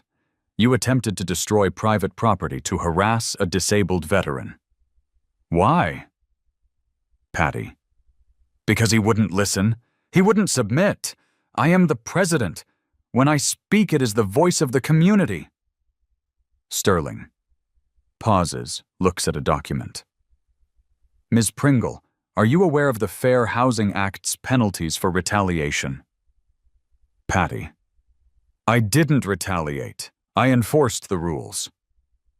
Sterling, you called an emergency meeting to foreclose on his home 24 hours after he provided video evidence clearing him of a false assault charge. You don't call that retaliation? Patty, I call that justice. He humiliated me. He made me look like a fool on Facebook. Sterling, so the foreclosure was personal? Patty, it was. It was necessary to restore order. Barry put his head in his hands. Sterling, one last thing. We have a recording of the hearing on Thursday night. In it, you are heard saying, the Whispering Oaks Homeowners Association does not negotiate with terrorists. Who is the terrorist in this scenario, Ms. Pringle? Patty, him, the man who refuses to cut his grass. To 2.5 inches. The man who brings a beast into our zip code. He is terrorizing our property values. Sterling, no further questions. Saul told me that when they walked out of that room, Barry the lawyer looked like he had aged 10 years. He grabbed Patty by the arm and hissed, "You just admitted to willful discrimination, retaliation, and intent to harm on the record. Do you have any idea what you just did?" Patty pulled her arm away. I stood up for us, Barry. Someone had to. She still didn't get it. She thought she was Joan of Arc. She didn't realize she was the captain of the Titanic, and she had just steered directly into the iceberg. The impact happened 3 days later. It came in the form of a letter. Not from the DOJ, but from the HOA's insurance company. See, every HOA carries directors and officers, D&O liability insurance. This pays for lawyers if the board gets sued. It protects the personal assets of the board members. But there is a clause, a very important clause. It's called the Intentional Illegal Acts Exclusion. Basically, the insurance company says, we will protect you if you make a mistake. We will not protect you if you break the law on purpose. Saul called me at 10:00 a.m. on Friday. It happened, Saul said. His voice was trembling with laughter. The insurance carrier sent a reservation of rights letter. They are denying coverage. What does that mean? It means, Saul said, that the insurance company watched the deposition. They saw Patty admit that she ignored federal law on purpose. They said, nope, we aren't paying for this. They are dropping the defense. So who pays for the lawyer? Who pays the damages? The HOA, Saul said, directly from the funds. And if the funds run out, the board members are personally liable. Personally? Personally. Their houses, their cars, their retirement accounts. Patty Pringle is on the hook for everything. The news hit the board like a nuclear bomb. Jerry, the nervous board member, showed up at my door an hour later. He looked like a man on the run. He was sweating. He was holding a fruit basket. Mr. Last name, Jerry stammered, holding out the basket. Mike, can I call you Mike? I looked at the basket. It had a pineapple in it. What do you want, Jerry? I just wanted to say that I never agreed with her, Jerry pleaded. You know that, right? I was pressured. She's a bully. I voted yes because I was scared she'd come after me next. You voted to foreclose on my house, Jerry. I know, I'm sorry, I'm resigning. I sent my letter today, look.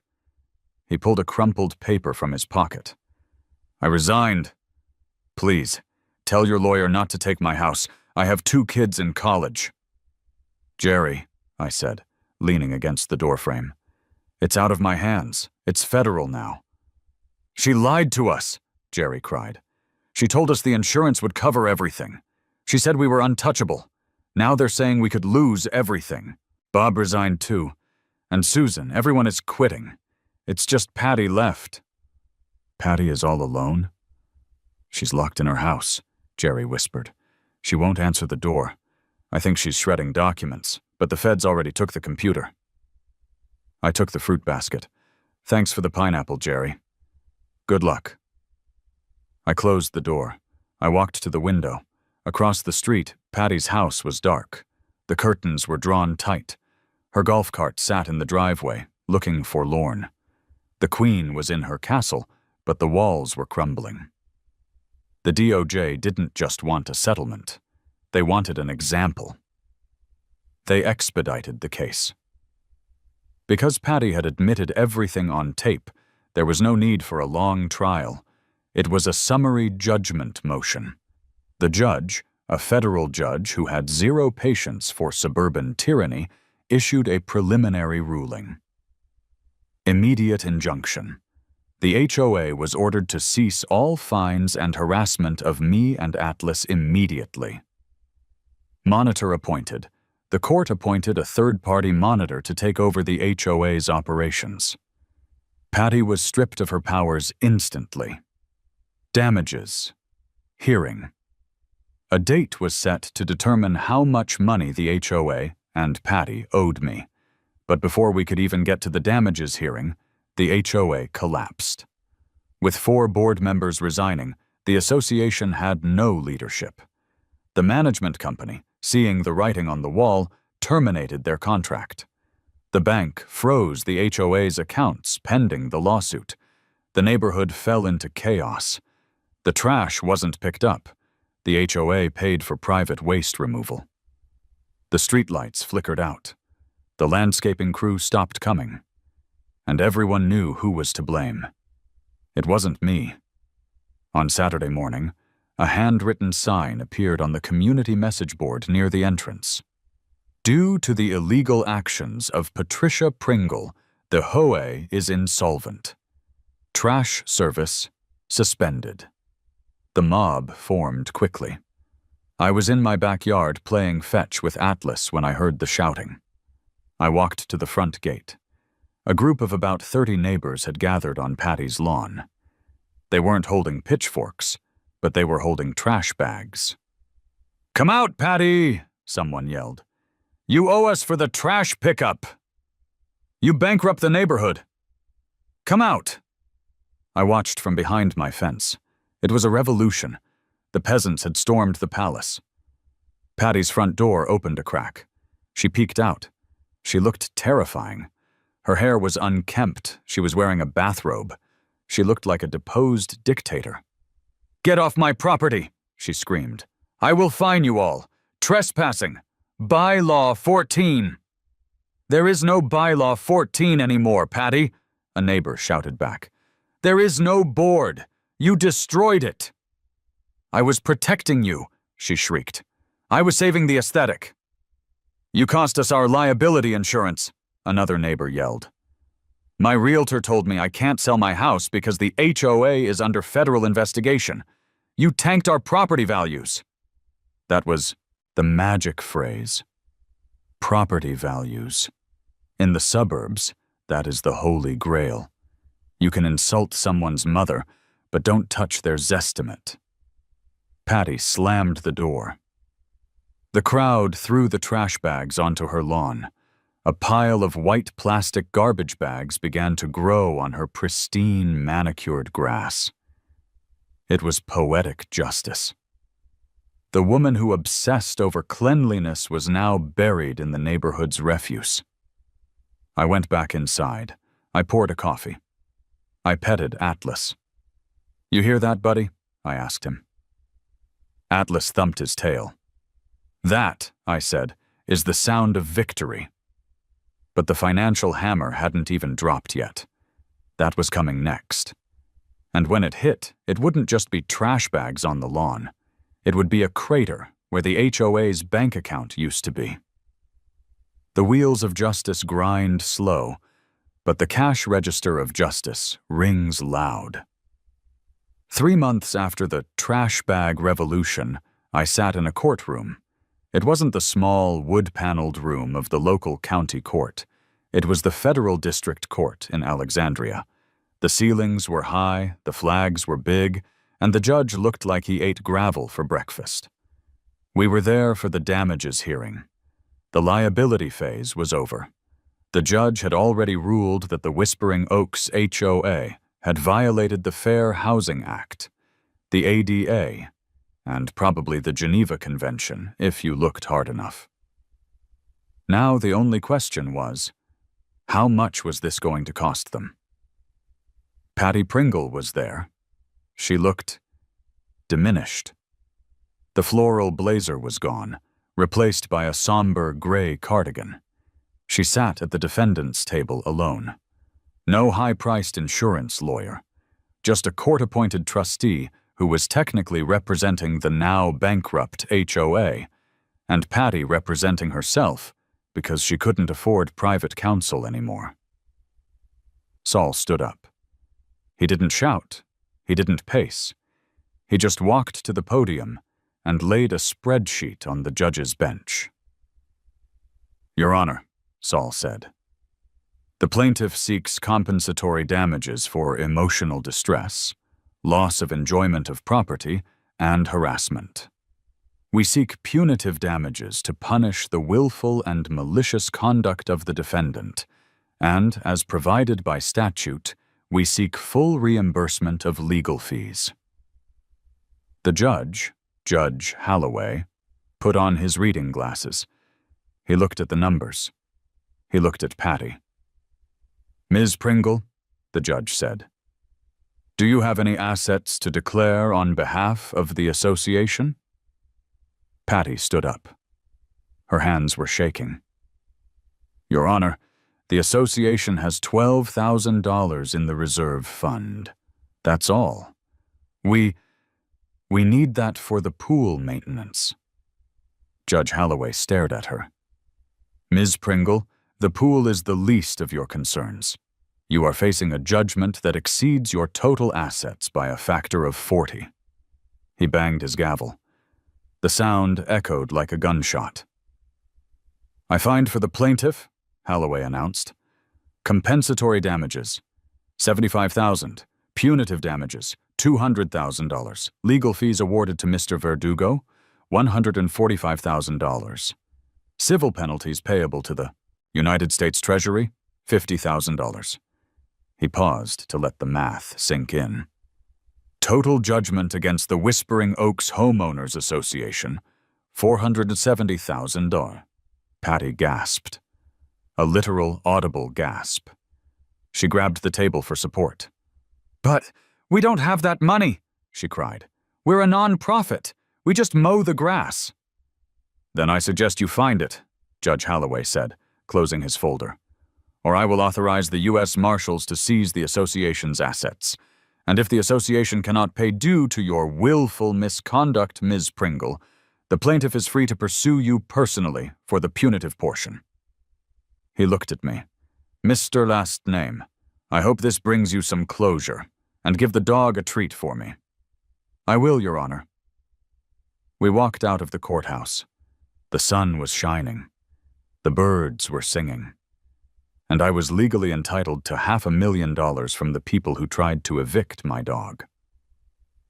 "So," I asked Saul on the courthouse steps, "how do we actually collect? You said they have 12 grand. Saul lit a cigar. He wasn't supposed to smoke on federal property, but nobody stopped him. "This is the best part, Mike," Saul grinned through a cloud of smoke. "Since the HOA has no money, they have to declare Chapter 11 bankruptcy to restructure the debt. But the debt doesn't vanish. The debt belongs to the corporation. And who is the corporation? The homeowners, Saul said. The shareholders. To pay off the judgment and exit bankruptcy, the court-appointed trustee is going to issue a special assessment. Every single house in Whispering Oaks is about to get a bill for their share of Patty's war. How much? There are 100 homes, Saul calculated. 470 grand, plus the trustees' fees, plus interest, rounded up to 5 grand, maybe 6. $6,000 per house? Due in 30 days, Saul nodded. Or they get a lien put on their houses. I whistled. They are going to eat her alive. Get the popcorn, Mike, Saul said. The real show is just starting. The letter arrived 2 weeks later. It was on official bankruptcy court stationery. It was sent to every mailbox in Whispering Oaks, including mine. Yes, I had to pay a share of my own settlement, which was ironic, but Saul said I'd get it back in the final payout. I stood by my mailbox and watched as the neighbors got home from work. It was like watching a synchronized swimming routine of despair. Car pulls up, neighbor gets out, opens mailbox, rips open envelope, read, freeze, look at Patty's house, scream. One guy, a quiet accountant named Dave, who lived 2 doors down, literally threw the letter on the ground and stomped on it. The Facebook group, which had been dormant since the trash incident, exploded. Subject: $500 assessment? Comment 1. Is this a joke? I don't have $5,000. Comment 2. It says if we don't pay by the 1st, they lien our deeds. Comment 3. This is because of Pringle. She told us insurance would cover it. Comment 4. I'm losing my vacation fund for this? Comment 5. We need a meeting now. The trustee, a no-nonsense bankruptcy lawyer named Mr. Crenshaw, called a mandatory creditor meeting at the clubhouse for Saturday morning. It was standing room only. I walked in with Atlas. I didn't have to bring him, but I felt he deserved to be there. He was the plaintiff, after all. The mood in the room was ugly. It wasn't the polite tension of the first meeting. This was the angry, desperate energy of people whose bank accounts had been raided. Patty was there. She sat in the front row, staring at the floor. She looked small. Mr. Crenshaw stood at the podium. He didn't use a gavel. He used a microphone. "Ladies and gentlemen, settle down," Crenshaw said. His voice was bored. He did this for a living. "I am the court-appointed trustee for the Whispering Oaks HOA. My job is to liquidate assets and satisfy creditors so that this corporation can be dissolved or restructured." "Why do we have to pay?" a woman shouted. "We didn't sue anyone." "You are members of the corporation," Crenshaw explained. "The corporation incurred a debt. The corporation has no assets. Therefore, the members are liable. The judgment is $470,000. Divided by 100 homes plus administrative costs, the assessment is $5,500 per household." "But insurance!" Dave the accountant yelled. "We pay premiums. Why didn't they pay?" Crenshaw looked at his notes. The insurance carrier denied coverage under the intentional acts exclusion. The board, specifically the president, was found to have acted with willful malice and intentional disregard for federal law. Insurance does not cover crimes or intentional torts. The room turned to look at Patty. If stairs had weight, she would have been crushed into a diamond. "She told us we were safe," a man in the back screamed. "She lied." Patty stood up. She turned to face the crowd. She looked like a cornered rat. "I didn't lie," she shrilled. Her voice was cracking. "I was fighting for our standards, for our property values. If I hadn't fought him," she pointed a shaking finger at me, "our neighborhood would have gone to the dogs. Literally." "You cost me $5,000, Dave yelled, walking toward her. "I don't care about the damn dog, I care about my kid's tuition." "It's his fault," Patty screamed, pointing at me again. "He's the one who sued. Blame him. He's the greedy one." The room went quiet. They looked at me. I stood up. I was holding Atlas's leash. I looked calm. I felt calm. "I didn't want to sue," I said. My voice carried easily in the silent room. "I asked for a reasonable accommodation. I sent an email. Patty denied it. I built a fence. Patty tried to tear it down. I offered a settlement. I offered to pay the fines if she just let me be. Do you remember what she did with that settlement offer?" I looked at Jerry, the former board member. "Jerry," I said, "tell them what she did with the settlement offer." Jerry stood up. He looked at Patty, then at the crowd. "She ripped it up," Jerry said softly. He offered to drop it. She ripped it up and said, "She said, we don't negotiate with terrorists." A murmur of disbelief went through the crowd. She called a resident a terrorist? She could have settled for zero? "Wait," I said. "I have something else." I pulled out my phone. I connected it to the clubhouse Bluetooth speaker system. I had paired it earlier while waiting. Preparation is key.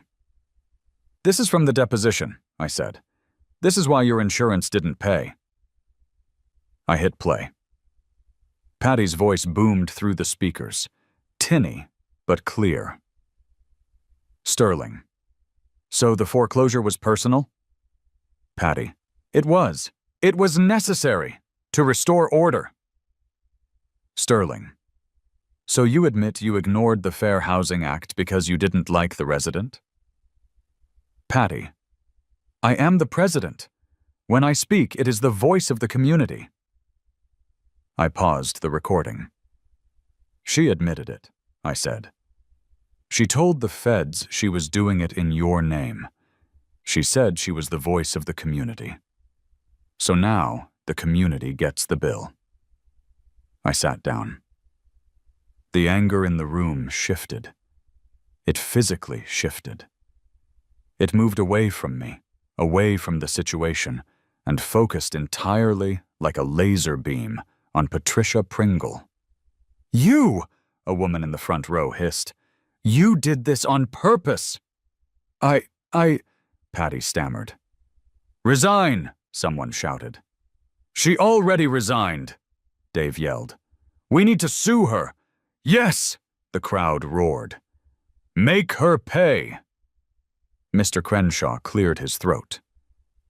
"Actually," he said into the microphone, "that is an option. The association can file a cross-claim against Ms. Pringle for breach of fiduciary duty. If successful, we can attach her personal assets to pay the judgment." The room went silent again. The implication hung in the air. They could pay the $5,500, or they could take Patty's house. "Do it," Dave said. "Sue her." "Seconded," the woman yelled. "All in favor?" Crenshaw asked, looking slightly amused. Every hand in the room went up, even Jerry's. Patty looked around. She saw her friends, her neighbors, the people she had bullied for 20 years. There wasn't a single friendly face. She collapsed back into her chair and put her face in her hands. The meeting ended. I walked out with Atlas. Neighbors who used to cross the street to avoid me now gave me nods of respect. Some even reached out to pet Atlas. "Good dog," Dave mumbled as he walked past me. "He's cheaper than a lawyer." The fallout was swift and brutal. The trustee filed the lawsuit against Patty personally. Because the judgment was so clear-cut, and because her actions were so obviously outside the scope of her authority, her corporate shield didn't exist. She was personally liable for the $470,000. She didn't have $470,000. She was a retiree on a fixed income. Her only asset was her house. The pristine, two-story colonial with the perfect lawn and the president parking spot. She put it on the market 2 weeks later. But here is the final twist of the knife. The coup de grace. Because of the special assessment and the ongoing bankruptcy litigation, nobody wanted to buy a house in Whispering Oaks. The HOA disclosure packet that every buyer receives was a horror show. It listed federal judgment, bankruptcy, and pending special assessment. Buyers fled. Offers dried up. Patty's house sat on the market. The price dropped, and dropped, and dropped. She needed to sell to pay the judgment and avoid jail time for contempt of court. Long story, she tried to hide some money. The feds found it. Finally, 6 months later, she got an offer. It was a lowball offer, an insulting offer. Cash? Fast close. She had no choice. She signed. I watched the moving trucks from my porch. It was a rainy Tuesday. Patty was carrying a box of her knickknacks to her car. She looked 10 years older. She moved slowly. She looked up and saw me. I was standing behind my beautiful 7-foot government-sanctioned fence. I was drinking coffee. Atlas was sitting next to me, head high, watching her. She stared at us. There was no hate left in her eyes. Just defeat. A hollow, crushing defeat. She got in her car and drove away. She didn't look back. I walked back into my house. My phone rang. It was Saul. "Did she go?" Saul asked. "She's gone," I said. "Good," Saul said. "The check cleared, by the way. Your portion of the settlement, minus the fees, minus the special assessment you had to pay, you're netting about 30 grand. Not bad for a few months of annoyance." "It was never about the money, Saul." "I know. It was about the principle. And the dog." "Speaking of the dog," I said, "I have a question." "Shoot." "Who bought her house?" Saul laughed, a deep belly laugh that lasted a solid 10 seconds. "You're going to love this," Saul said. "You know Big Tony?" "The fence guy?" "Yeah, Big Tony. He's been looking for an investment property, a fixer-upper. He got it for a steal." "No way." "Way," Saul cackled. "He closes on Friday. He told me he's planning to paint the front door purple. And he has 3 pit bulls." I hung up the phone. I looked at Atlas. "Buddy," I said, "I think the neighborhood is finally going to have some character." The special assessment was painful, but it did something unexpected. It united the neighborhood. The old guard, Patty's cronies, were discredited and shamed. A new board was elected. The new president was Dave the accountant. His first act? He repealed the breed restrictions.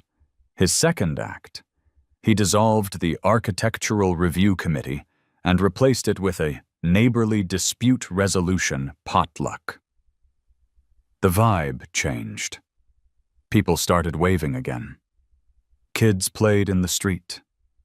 The grass grew a little longer, maybe 3 inches instead of 2.5, and nobody cared. The fear was gone. I walked Atlas down the street that evening. We passed Patty's old house. The for sale sign was gone. In the driveway, Big Tony's massive yellow truck was parked. He was on the porch, tearing down the "No Solicitors" sign with a crowbar. "Hey, Mike!" Tony yelled, waving the crowbar. "How's the view?" "Better every day, Tony," I yelled back. I continued my walk. I reached the entrance of the community. The Whispering Oaks sign was still there, but someone had planted new flowers around it. They weren't the regimented, colorless tulips Patty loved. They were wildflowers. Chaotic, colorful, and messy. They looked great. I looked down at Atlas. He trotted beside me, his tag jingling. He was just a dog. He didn't know he had toppled a tyrant. He didn't know he had changed federal case law regarding HOAs. Saul told me our case was now cited in legal textbooks. He just knew he was a good boy. "You did good, Atlas," I whispered. He looked up at me and sneezed. We turned around and walked home. My fence was waiting. My house was safe. And for the first time since I moved in, the silence of Whispering Oaks lived up to its name. It wasn't the silence of oppression. It was the silence of peace.